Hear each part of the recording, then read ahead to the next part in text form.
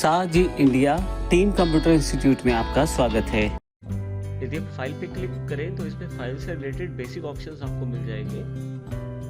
इनमें सबसे पहले जो बेसिक ऑपरेशंस हैं उनकी जानकारी हम ले लेते हैं, जैसे सेव।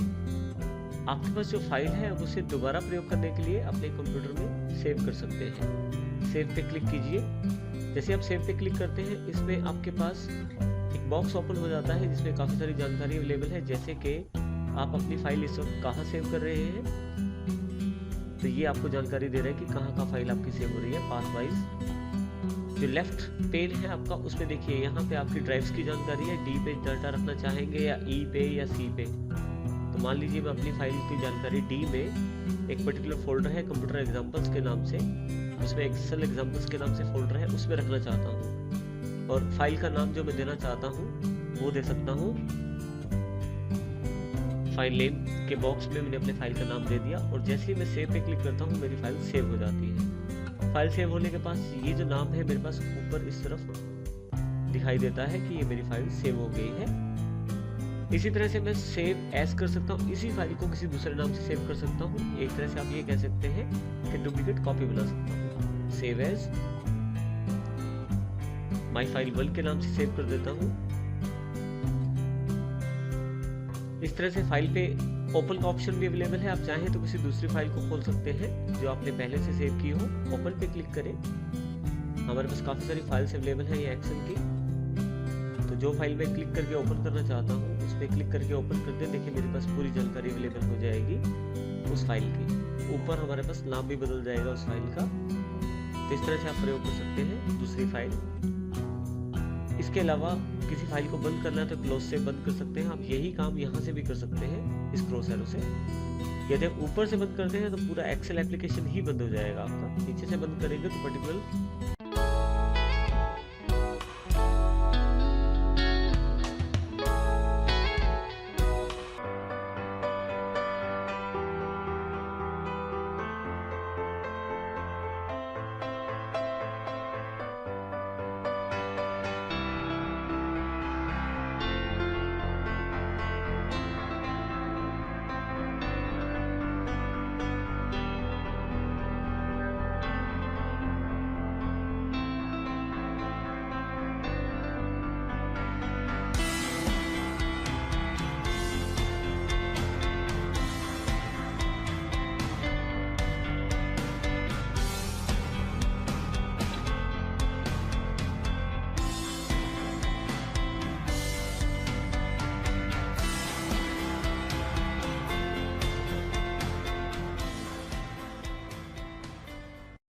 वर्कबुक जो आपकी फाइल है वो बंद होगी केवल। रीसेट इन्फो में आपके पास जानकारी दी गई है आपके बेसिक फाइल के बारे में।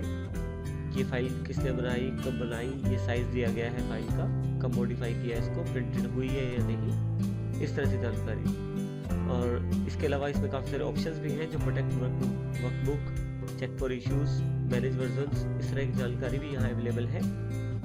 रिसेंट में हमारे पास मैंने थोड़ी देर पहले या कुछ समय पहले जो फाइलें खोली हैं उनकी जानकारी यहाँ अवेलेबल है। और ये सभी रिसेंट वर्क बुक्स हैं जो मेरे पास खुली है अभी थोड़ी देर पहले। इसी तरह से जिन जगह मैंने अपना जो बुक सेव किया है उनकी जानकारी भी रिसेंट प्लेसेस में अवेलेबल है। नेक्स्ट टैब न्यू है। न्यू पे क्लिक करते ही मेरे पास यहाँ पे नेक्स्ट ऑप्शन न्यू है।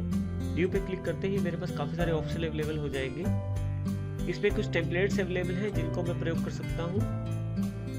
रिसेंट टेम्पलेट्स है, सैंपल टेम्पलेट्स और ब्लैंक वर्कबुक जो कि बिल्कुल खाली बुक होती है उसका प्रयोग कर सकता हूँ। और मैं चाहूँ तो ऑनलाइन काफ़ी सारी इंफॉर्मेशन अवेलेबल है office.com पे, उनका प्रयोग भी मैं कर सकता हूँ अपनी शीट्स को तैयार करने में, अपने डेटा को तैयार करने में। ब्लैंक वर्कबुक तैयार करने के लिए मुझे यहाँ क्रिएट पे क्लिक करना पड़ेगा। जैसे मैं क्रिएट पे क्लिक करता हूँ मेरे पास बिल्कुल ब्लैंक वर्कबुक अवेलेबल हो जाएगी जो कि एक नई फाइल के रूप में है।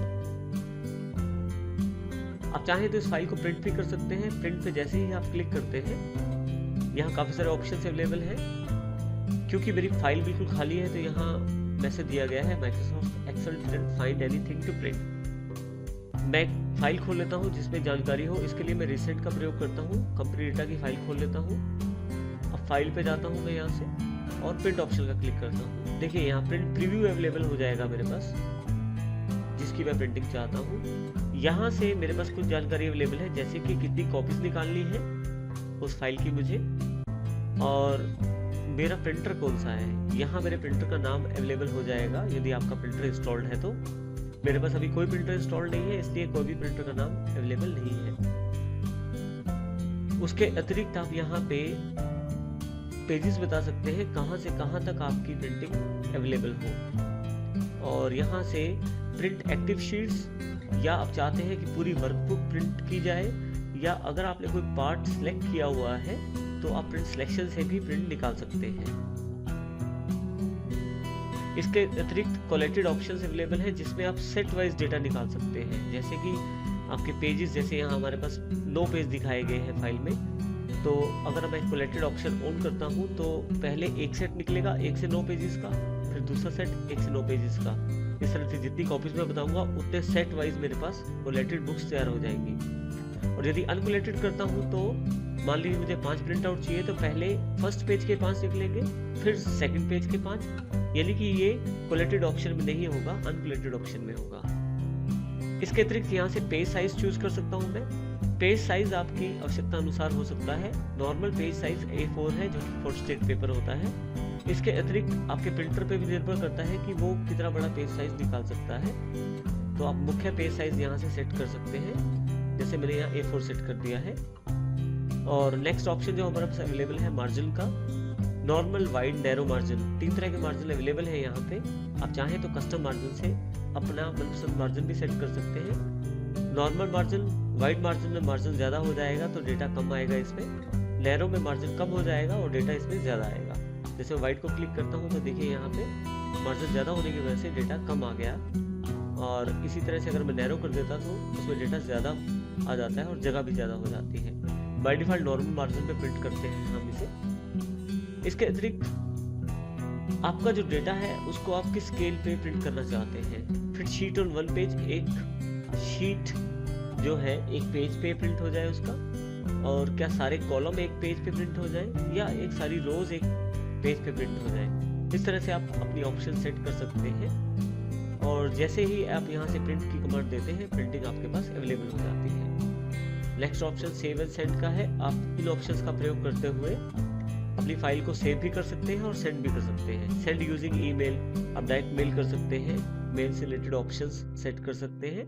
इसी तरह से आप सेव टू वेब और सेव टू शेयर पॉइंट, जिस तरह के ऑप्शन चाहें उस प्रकार का आप कार्य कर सकते हैं। यहाँ नेक्स्ट ऑप्शन है हेल्प का। अगर आप किसी प्रकार की हेल्प चाहते हैं तो आप हेल्प का प्रयोग भी कर सकते हैं। यहाँ पे एक्सेल का ऑप्शंस में आपके पास काफ़ी सारे ऑप्शंस अवेलेबल हो जाते हैं एक्सेल में, जिन ऑप्शंस के आधार पे आप काफ़ी सारी सेटिंग चेंज कर सकते हैं एक्सेल के अंदर। जैसे जनरल में मैं यहाँ कलर स्कीम चेंज कर देता हूँ, इसको ब्लैक कर देता हूँ और ओके कर देता हूँ। देखिए मेरे पास एक्सेल का जो कलर है, वो जो थीम कलर है वो ब्लैक हो गया है।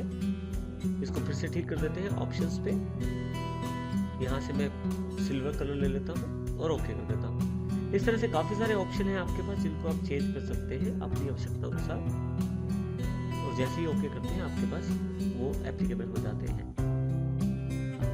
लास्ट है एग्जिट ऑप्शन। एग्जिट करते ही आप फाइल और एप्लीकेशन से बाहर आ जाएंगे और ये फाइल और एप्लीकेशन आपकी क्लोज हो जाएगी। क्लोज होने से पहले वो आपसे कंफर्मेशन करेगी कि क्या जो डेटा आपका कुछ चेंजेस अगर हुए हैं तो क्या सेव करना चाहेंगे या नहीं सेव करना चाहेंगे। यदि आप सेव करना चाहते हैं तो सेव पे क्लिक कर दीजिए। अगर आप जो डेटा चेंज किया है उसको सेव नहीं करना चाहते हैं तो डेट सेव पे, नॉट सेव पे क्लिक कर दीजिए। कैंसिल से सेम पोजीशन बनी रहेगी, आप कुछ भी चेंजेस नहीं कर पाएंगे। इस प्रकार से आप फाइल टैब का प्रयोग कर सकते हैं।